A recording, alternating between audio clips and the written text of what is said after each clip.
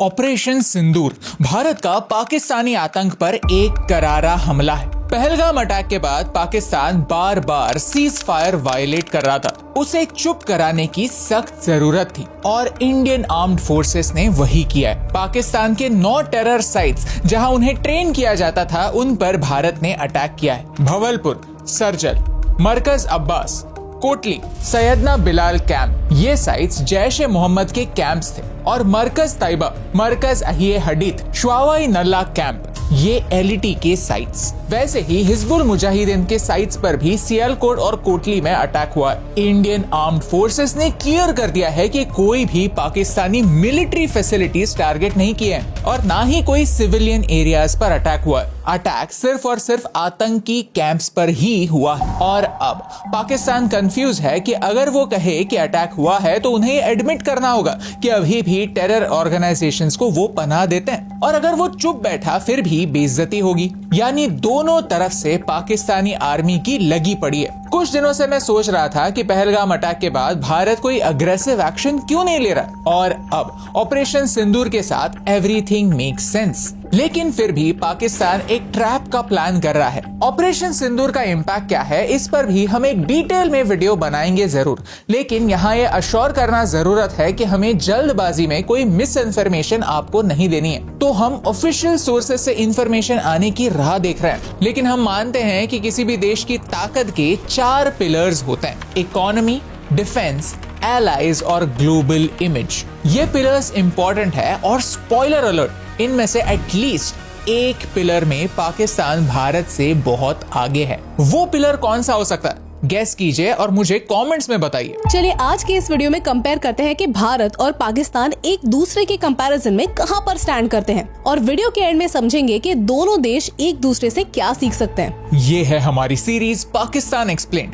जहां हम हमारे प्यारे नेबर पाकिस्तान को समझने की कोशिश करते हैं, वो भी एक इंडियन पर्सपेक्टिव से। अगर आप हमारी तरह पाकिस्तान के बारे में क्यूरियस हैं तो चैनल को सब्सक्राइब कर दीजिए ताकि ऐसी ही इंटरेस्टिंग कहानियां आपसे मिस न हो जाए। बाय द वे, इस वीकेंड आपका प्लान क्या है? क्या आप इस वीकेंड एक नई स्किल सीखकर अपने लिए नए सोर्सेस ऑफ इनकम बनाना चाहते हैं? क्योंकि इस वीकेंड एक ऐसा एआई ट्रेनिंग प्रोग्राम हो रहा है जो आपको 16 घंटे की लाइव एआई ट्रेनिंग देगा, जहां आप सीखेंगे 20+ एआई टूल्स, डेटा एनालिसिस, वो भी बिना कोडिंग के, creating stunning AI images and videos, और तो और आपका काम ऑटोमेट करने के तरीके भी, एंड मेनी थिंग्स जो आप एआई के साथ कर सकते हैं, जो आपके लिए खास आपके लिए होगा बिल्कुल free. If a Penney saved is a Penney earn, तो इसका मतलब है आप 10,000 रुपए बचा सकते हैं नीचे दिए गए लिंक पर क्लिक करके साइन अप करके। This is Outskill, world's first AI focused education platform backed by renowned AI investors and AI founders.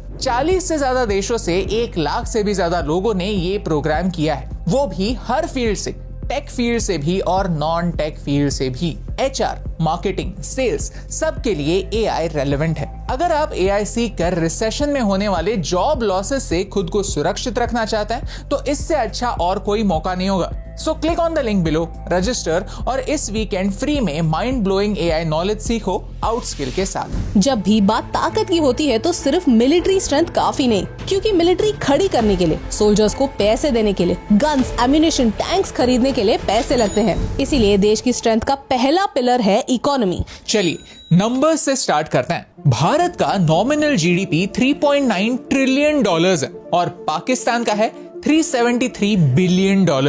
Bharat का नॉमिनल जीडीपी पाकिस्तान से 10 गुना बड़ा है। मतलब क्या है?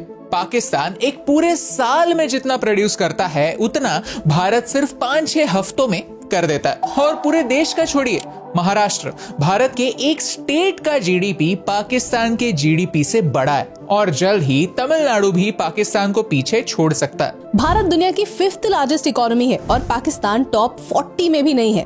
लेकिन बहुत ज्यादा सेलिब्रेट करने की जरूरत नहीं है, क्योंकि 25 साल पहले सिचुएशन कुछ और थी। साल 2000 में पाकिस्तान का एक एवरेज इंसान साल के $733 कमाता था और भारत काफी पीछे था। भारत का एक एवरेज इंसान सिर्फ $442 कमाता था। लेकिन अब सिचुएशन बदल चुकी है। अब भारत का पर कैपिटा जीडीपी $2,711 है और पाकिस्तान का $1,560। यानी भारत का आम इंसान पाकिस्तानी आम इंसान से 73% ज्यादा अमीर है। और ये होता क्यों है? क्योंकि भारत की इकोनॉमी एक सर्विस बेस्ड इकोनॉमी बन चुकी है और पाकिस्तान आज भी एग्रीकल्चर छोड़ के कुछ और नहीं कर पाता। भारत की 9 कंपनीज फॉर्च्यून 500 कंपनीज में आती हैं और पाकिस्तान की एक भी नहीं। पाकिस्तान की सबसे बड़ी कंपनी उनकी सरकारी ऑयल एंड गैस कंपनी है एंड अपार्ट फ्रॉम दैट उनकी एक चैरिटेबल ट्रस्ट है called Fauji foundation. As the name suggest, इसे आर्मी कंट्रोल करती है। पाकिस्तान की सबसे बड़ी real estate company Pakistani military own करती है। सबसे बड़ी fertiliser company Pakistani military own करती है। सबसे ज्यादा स्कूल्स पाकिस्तानी मिलिट्री ओन करती है। और इन सारों को एक साथ मिलाया जाए तो पता चलेगा कि फौजी फाउंडेशन किसी भी एक कंपनी से ज्यादा बड़ी ऑर्गेनाइजेशन है। Bharat software, pharmaceuticals, chemicals, machinery, यहाँ तक गाड़ियां भी एक्सपोर्ट करता है। और पाकिस्तान, उनका मेजर एक्सपोर्ट टेक्सटाइल्स है। उनके टोटल एनुअल गुड्स एक्सपोर्ट का 60% टेक्सटाइल से आता है और ये डिपेंड करता है कॉटन पर, जो एक वाटर गजलिंग क्रॉप है। आज अगर Bharat Indus water treaty suspend करने के बाद पानी देना बंद करता है तो पाकिस्तान के एक्सपोर्ट्स भी खत्म हो जाएंगे। इंडस वाटर ट्रीटी क्या है वो हमने इस वीडियो में एक्सप्लेन किया और इन फैक्ट्स को समझने के बाद ही मैं कहता हूं कि एक देश की स्ट्रेंथ उसकी इकोनॉमी भी होती है। 1991 के आसपास हमारे फॉरेक्स रिजर्व्स खत्म होने वाले थे और इसीलिए हमें IMF और वेस्टर्न देश मैनिपुलेट कर पाए। अब हमारे पास 600 बिलियन से ज्यादा फॉरेक्स रिजर्व्स हैं और कुछ समय पहले तक पाकिस्तान के पास चाय इंपोर्ट करने के भी पैसे नहीं थे। हम चाय की एक प्याली, दो प्यालियां कम कर दें। जो चाय हम इंपोर्ट करते हैं वो भी हम उधार लेकर इंपोर्ट करते हैं। भारत की इकोनॉमी ने ग्रो किया क्योंकि भारत ने पिछले 30 सालों में वो एनवायरनमेंट क्रिएट किया जिससे ग्रोथ हो पाए। वेरास पाकिस्तान ने दूसरे देशों के लिए प्रॉक्सी वॉर्स खेलने पर फोकस किया। उन्होंने अमेरिका को अफगानिस्तान में मुजाहिदीन को ट्रेन करने में हेल्प की, जो आगे जाकर तालिबान बने। और आज सिर्फ अफगानिस्तान में ही नहीं, उन्होंने पाकिस्तान में भी तहरीक-ए-तालिबान पाकिस्तान एस्टैब्लिश किया है और वो इनोसेंट पाकिस्तानियों के लिए डेंजर बन चुके हैं। यहाँ हिलेरी क्लिंटन की वो बात याद आती है, snakes in your backyard won't only strike your neighbours. अब यहाँ बात अफगानिस्तान की हो रही है, भारत की हो रही है या फिर ईरान की, पता नहीं, क्योंकि पाकिस्तान की अपने सारे नेबर्स के साथ दुश्मनी है। उनके अफगानिस्तान से पंगे, ईरान के साथ पंगे और भारत से पंगे लिए बगैर उनके आर्मी जनरल्स को खाना हजम होता है क्या? घंटा। चलिए आगे बढ़ते हैं दूसरे पिलर पर, military strength. Some nations have an army but in Pakistan the army has a nation. Pakistan की आर्मी के बारे में क्या ही बोले। पंजाबी में एक कहावत है, एक्सक्यूज माई एक्सेंट, जंग कद्दी जितया नहीं ते इलेक्शन कद्दी हारिया नहीं। पाकिस्तानी आर्मी ने कोई जंग जीती है नहीं और वो कोई भी पाकिस्तानी इलेक्शंस हारे हैं नहीं। Pakistani military enjoys unlimited power in Pakistani politics. लेकिन जब बात नंबर्स की होती है तो भारत में इन टोटल 14 लाख एक्टिव जवान हैं और पाकिस्तान के पास 6.6 लाख। भारत का डिफेंस बजट $80 बिलियन होता है, पाकिस्तान का कुछ $10 बिलियन, एटलीस्ट ऑफिशियली, यानी हमारा बजट उनसे 8 गुना बड़ा है। लेकिन जब बात न्यूक्लियर वेपन्स की होती है तो दोनों देश एक दूसरे से इक्वली मैच्ड हैं। दोनों देशों के पास अराउंड 172 न्यूक्लियर वॉरहेड्स मौजूद है, जिसकी वजह से डायरेक्ट कॉन्फ्लिक्ट होना काफी मुश्किल बन चुका है। पाकिस्तान को न्यूक्लियर वेपन्स कैसे मिले, कहानी बड़ी दिलचस्प है। पाकिस्तान को जिस साइंटिस्ट ने न्यूक्लियर पावर बनाया उन्हें मर्चेंट ऑफ मेनिस कहते हैं। ये हमने इस वीडियो में एक्सप्लेन किया है। आर्मी, एयरफोर्स और नेवी तीनों एरियाज में भारत के पास क्वालिटेटिव और क्वांटिटेटिव एडवांटेज है, फिर वो कॉम्बैट एयरक्राफ्ट हो, नेवल वॉरशिप्स, आर्मर या आर्टिलरी। भारत के पास 4000 से ज्यादा टैंक्स हैं, जहां पाकिस्तान के पास 2000 से ज्यादा हैं। इंडियन एयरफोर्स के पास 4th जनरेशन और 4.5 जनरेशन फाइटर जेट्स है, लेकिन पाकिस्तान के पास F-16 और JF-17 है, जिनकी कंपैरिजन आप यहाँ पर देख सकते हैं। ये जो JF-17 जेट्स है वो चाइना से आए हुए हैं और इंटरनेट पर उन्हें लेकर पाकिस्तान बहुत प्रोपेगेंडा चला रहा है, जिस मुद्दे पर हम वीडियो में आगे आएंगे जरूर। पाकिस्तान की नेवी सिर्फ एक कोस्टल डिफेंस फोर्स है, वेराज भारत की नेवी स्ट्रेट ऑफ मलाक्का से लेकर पर्शियन गल्फ तक अपनी पावर असर्ट करती है। यहाँ तक सोमालियन पायरेट्स भी हमारी नेवी से डरते हैं और चाइना भी हमारी नेवी की वजह से ही कंट्रोल में। हम हमेशा इंडियन नेवी के इम्पोर्टेंस को इग्नोर कर देते हैं, उन पर बॉलीवुड कोई भी मूवीज वगैरह नहीं बनाता। लेकिन सच तो यह है कि भारत को सुरक्षित रखने में हमारी नेवी का एक अमूल्य योगदान है। अगर आप हमारी नेवी के ऊपर एक डिटेल्ड वीडियो चाहते हैं तो हमें कमेंट्स में बताइए। अब आते हैं तीसरे पिलर पर, एलाइज। इस सीरीज के पिछले वीडियो में हमने बात की कि कैसे टर्की, मलेशिया और अजरबैजान ने पाकिस्तान को अपना सपोर्ट दिया है, लेकिन उनसे ज्यादा हमें अमेरिका और चाइना से डेंजर है। चाइना का तो पता है, लेकिन अमेरिका?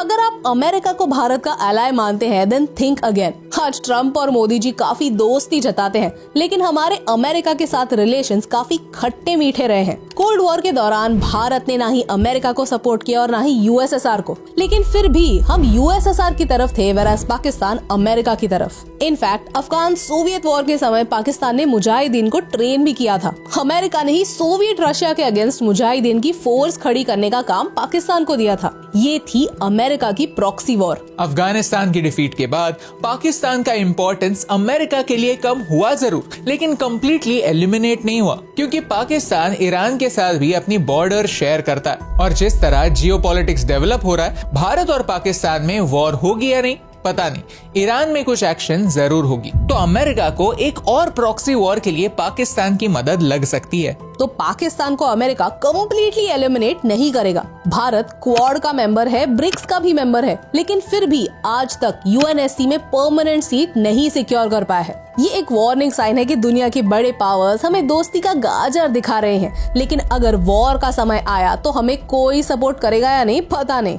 Whereas चाइना ने ओपनली कह दिया है कि वो पाकिस्तान को सपोर्ट करेगा। This factor over here is a big issue for India, क्योंकि पाकिस्तान डायरेक्टली हमें हरा नहीं पाएगा, लेकिन चाइना की हेल्प से वो काफी पावरफुल हो सकता है। ये स्टैट्स देखिए, चाइना को डायरेक्टली इन्वॉल्व करना एक बड़ा ट्रैप होगा। आई एम नॉट सेइंग कि इंडियन आर्म्ड फोर्सेस चाइना को हरा नहीं सकते। आई एम सेइंग कि in a war there are no winners, only lost lives on both sides. चौथा और आखिरी पिलर है ग्लोबल इमेज। 2011 में ओसामा बिन लादेन पाकिस्तान में पाया गया और अमेरिका ने तुरंत उसका काम तमाम कर दिया, लेकिन गोली सिर्फ ओसामा को नहीं लगी, गोली ने पाकिस्तान की इमेज को भी तोड़ कर रख दिया। हमने तालिबान को ट्रेन किया, उन्हें वेपन्स दिए, उनको अंदर भेजा, वो हमारे हीरो थे। ओसामा बिन लादेन हमारा हीरो था। जहां भारत इस सेंचुरी में अगर सुपर पावर नहीं तो एक ग्रेट पावर बन सकता है, ऐसा पूरी दुनिया मानती है, पाकिस्तान की इमेज एक एड बेस्ड इकोनॉमी की बन चुकी है। पाकिस्तान को एक बीमारी है, लोन लेने की बीमारी। पाकिस्तान एक विशियस साइकिल में अटक चुका है। देश में प्रॉब्लम्स है, इसीलिए देश में गरीबी है। लोग गरीब हैं तो टैक्स से पैसा नहीं आता, पैसा नहीं आता तो आईएमएफ से लोन लेना पड़ता है।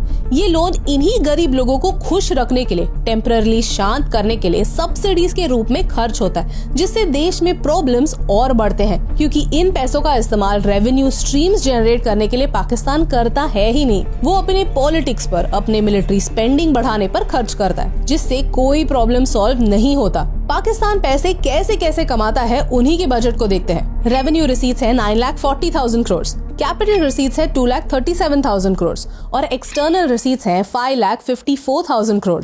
पाकिस्तान के टोटल बजट का 28.5% हिस्सा उन्हीं के फॉरेन लोन्स के रीपेमेंट में जाता है, दैट इज 3,93,000 करोड़, और मिलिट्री को 1.5 लाख करोड़ मिलता है, एटलीस्ट ऑफिशियली। और खर्चे कहाँ होता है? सिर्फ इन दो बातों के लिए पाकिस्तान अपने टोटल बजट का 40% उड़ा देता है। तो बाकी कामों के लिए पैसा बचेगा क्या?